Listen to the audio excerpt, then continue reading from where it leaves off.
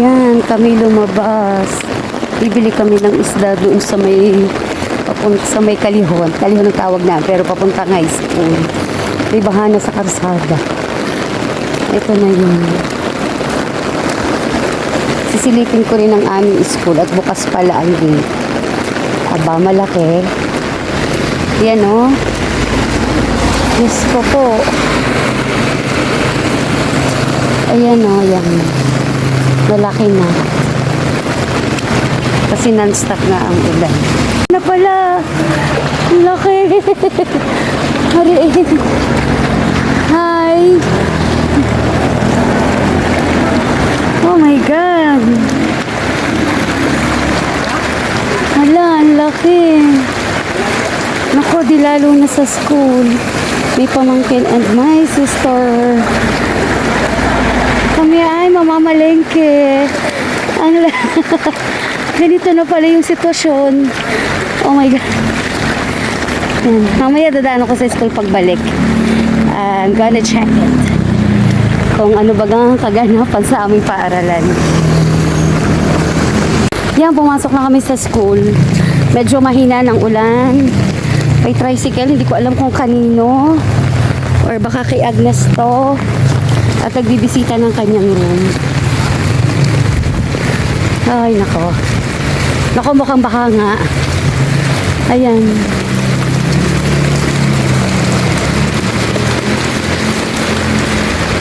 Diyos ko, Agnes! Is that you? Ay, grabe!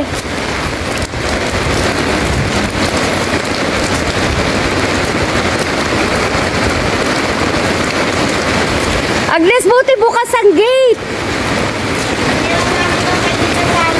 Ha? Kay Sally, kay... Ah, nagpunta kayo. Nagtatanong nga sa akin si... Hindi, ay, paano niyo nakuha ang susi? Ay, ganun baka sa aming likod eh. Naka-video ka ha? Naka-video ka. Tay, akin lang ang pipicturean, akin lang i-video are ha. Oh my God! Nakakatakot bumaba din eh. So, ayan na yun. Tay, papasok ako sa ano. Ayan na, ang sitwasyon ng aming likod. Ito yung bahang sinasabi ko kanina sa video ko na nadaan doon sa likod namin. So, ayan. Nasakop na ang ugat ng pili. Ito yung grahe. Tapos, ito yung kalikuran. So, napasok na yung mga rooms dito ng tubig.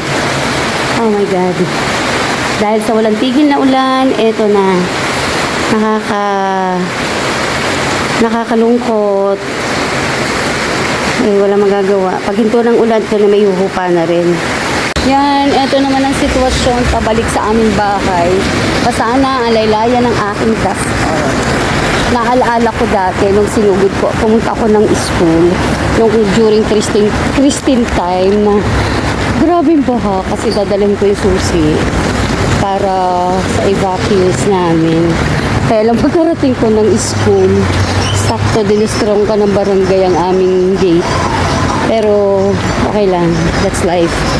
Ayan, ito naman yung hitsura ngayon ng pagbalik namin. Diyos ko po. Malakas ang ulan pa din. Oh, ito na naman. Lagpas na ulit ang ulan. Lalaki na ulit ang baka.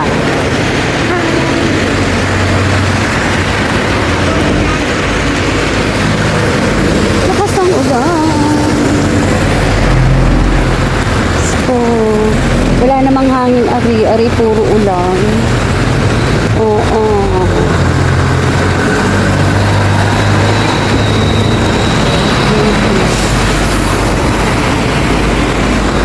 Higangan na nga lang ang lumabas at wala talagang ipang uulam. Nakabili-bili tuloy nakabili-bili naman ang isda. May pagalunggong, may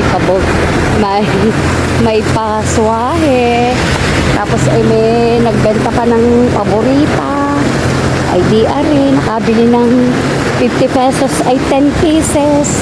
Hindi alam kung masarap at ano. Makakain din. O ari, baka dun sa bahay namin dinaanan. Nalaki na uli ang baha. Medyo tumigaw na yung baha dahil huminto saglit yung ulan. Kaya lang, eto na naman ang lakas ng ulan. Oh my God. Ayan. Basa na ang laylayan ng aking duster. Hala, naligo na sila. Ayan. May bara. Naku, hindi ko matatanggal ari at anong nakatanim. Diyos ko. Kaya naman nagkakabahain nasa Pilipino. Dahil nagtatapon ng basura sa daan.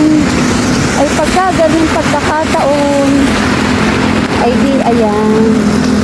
Yan o, ay. Baha sa ilalim. Oh my God. Bahala na po kayo, Lord. Kaso lang yun nga lang. Sa amin igar nila ang problema dun sa ibang lugar. Sana naman ay ang lahat ay maayos. I mean, yung hindi naman yung masisira yung kanilang mga bahay. Ito. Yan, buti ari dinadalo niya ng tubig. Oh my God. Anyway guys, lapit na ulit kami sa aming pasukan. May baha na naman. May baha dun sa aming pasukan. Gawa ng grabe naman yung yung tabing pader. Hindi inaayos yung talo na nila ng tubig. E di sa amin ngayon daan natad na nadaan. Kaya naman kami ay oh my God! Natalsi ka ng tubig. OMG. Kaya naman sa amin nadaan ang baha. So this is the situation. Ayan. Dito nadaan. Ba may mga nangungumpa. Yun.